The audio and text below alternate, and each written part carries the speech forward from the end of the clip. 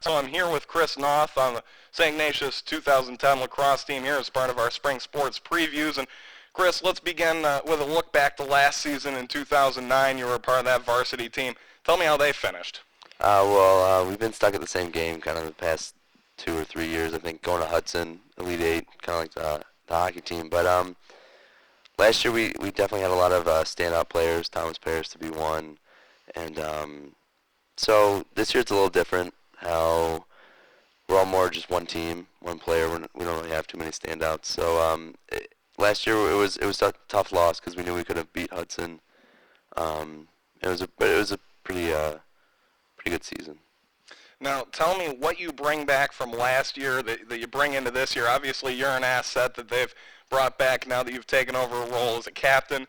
But tell me what you bring back and what that means for this team. Well, definitely our defense.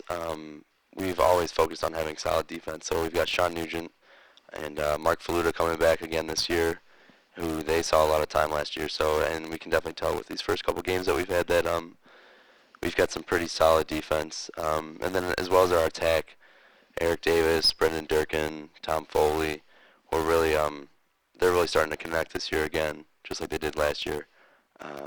So yeah, that's really what's going to help us this year a lot. Now, you've taken over a role as a captain now as a senior, and so what's your role with this team right now that you've ascended to that role? Well, I think right now we're just all getting to learn each other's different styles of play and just kind of coming together as a team. So being a captain, I think, the other captains, Sean Nugent, Matt Stan, and Brendan Durkin, we're all just trying to keep each other's heads together, don't get down. We've had rough games already, so just trying to stay positive and get adjusted to the new coaching staff. Now, you mentioned that new coaching staff, and tell me what it's like having a different face come in and take over this team as you go from a junior year to a senior year.